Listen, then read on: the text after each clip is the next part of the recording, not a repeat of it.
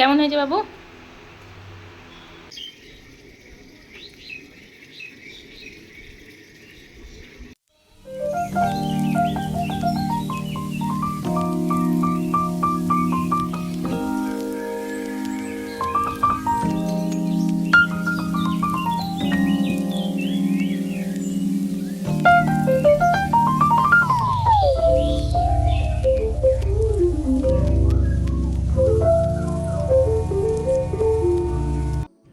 নমস্কার, কেমন আছো তোমরা সবাই? আশা করছি ভালোই আছো, আর আমিও খুব ভালো আছি। তো চলে এলাম আর একটা নতুন ব্লগ ভিডিও নিয়ে। তো সকাল আজ প্রায় মোটামুটি দেরি হয়ে গেছে, আর এখনও মেয়ে ঘুমাচ্ছে। আজ মেয়ের স্কুল নাই, তো যাই হোক এখনও ঘুমাক। আর আজকে ঘরটা একটু নোংরা হয়ে আছে, যেহেতু স্কুল নাই বলে ভাবছি ঘরটা একটু পরিষ্কার করব। ক্যামেরাতে হয়তো বোঝা যাচ্ছে না, কিন্তু মানে এমনি যদি খালি চোখে দেখি তো একটু নোংরা হয়েছে। তো চলো এখন যাই ঠাকুর ঘর। তো ঠাকুর ঘরে ও দেখো আমার নাড়ু গোপাল ঘুমাচ্ছে। তো ঘুমাক, আমি আগে তার আগে বাসনগুলো ধুয়ে নেব, তারপরে তখন পুজো টুজো দিব, তারপরে তখন ঘরগুলো পরিষ্কার যা করার করব। তো বাসনগুলো ধুতে আমি চলে এলাম উপরে, আর এদিকে গাছে জল দেব। তো এই দেখো চারিদিকে আজটা বেশ মেঘলা মেঘলা আছে, আর দেখো বেশ ভালো লাগছে। আর গাছগুলো এখন সেইভাবে বৃষ্টি হচ্ছে, কিন্তু সেইভাবে বৃষ্টি হচ্ছে না বলে একটু গাছগুলো মাঝে মধ্যে। তো আমাকে গাছে জল দিতে হবে, তো এই গাছে জল দেওয়ার জন্য বালতিতে জল ভরতে দিয়েছি। আর এই দেখো আর একটা পেঁপে পেকেছে, তো আর কদিন পাকবে, তো পাকুক। আর এই দেখো এই পেয়ারা গাছটাতে জানি না ফুল হচ্ছে আবার ঝরে যাচ্ছে, জানি না কেন, হয়তো নতুন গাছ বলে। আর এই গাছটা আমি বেশি পরিমাণে লাগিয়ে রাখি, কারণ অন্তত পুজো দেওয়ার অনেক ফুল হয়। আর এই দেখো এই গাছটাই আমি লাগিয়ে রেখেছি। আবার শীতের সময় যেহেতু এই টবগুলো থেকে আমি গাছগুলো শীতের সময় আবার এগুলো ফেলে দিয়ে নতুন গাঁদা শীতের গাছগুলো লাগাবো বলে আমি এটাতে অন্য কোনো গাছ লাগাই না, এইগুলোই থাকে। আর এগুলো পার্মানেন্ট গাছ, এগুলো থেকেই যায় বলে আর ওইগুলো খালি রাখি, কারণ ওইগুলো শীতের সময় আমাকে হয়তো গাঁদা ডালিয়া লাগাতে পারবো বলে। আর এগুলো সারা বছরই থাকে বলে এরকমই থাকে, এগুলো আর আমি মানে নতুন করে কিছু করি না, তবে মাঝে মধ্যে একটু সার দেই।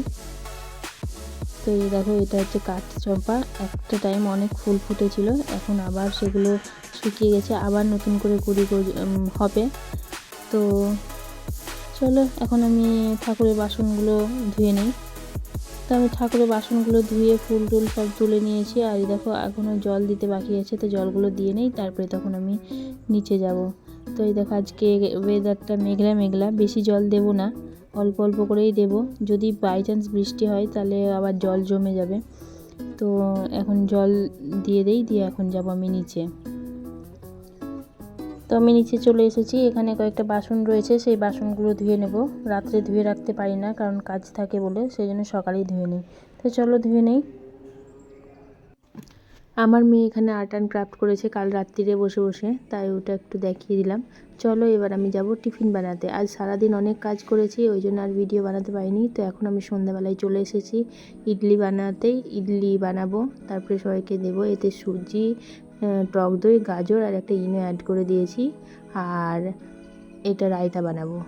তো এটা চলো বানিয়ে নিই। তো এই দেখো দেখতেই পাচ্ছ আমি বানিয়ে নিয়েছি ইডলি। আর তোমাদেরকে একটা আমার সিক্রেট বলবো, আমি এটা কিসে বানিয়েছি। হ্যাঁ, আমি এটা কোনো ইডলি মেকারে বানাইনি। হ্যাঁ, তাও দেখো কত সুন্দর হয়েছে, কিন্তু ফার্স্ট টাইম বানিয়েছি। সাইজ হয়তো একটু উল্টো পাল্টা হয়েছে, তবে এটা ফার্স্ট টাইম জাস্ট ট্রাই করলাম যে কেমন হয় দেখি। তো এখানে রায়তা আমি বানিয়ে নিয়েছি, আর এই দেখো ইডলি বানিয়েছি কিসে। এটা কোনো ইডলি মেকার না, আমি মোমো এটাতেই বানাই। তো ভাবলাম দেখাই যাক ইডলিটা হয় কি না। তো এই দেখো এই ছোট বড় মেতে বানিয়েছি, যদিও সাইজের একটু এদিক ওদিক হয়েছে, তবে খেতে দুর্দান্ত হয়েছে। তোমরা নিজের মুখে শোনো। লবণ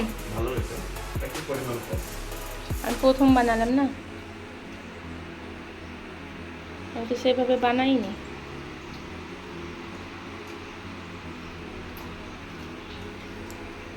কেমন হয়েছে বাবু?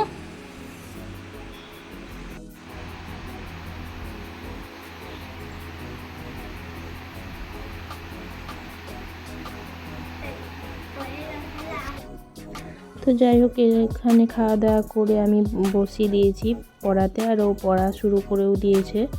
তো ও এখন পড়ছে। আর ভিডিওটা এখানেই শেষ করলাম।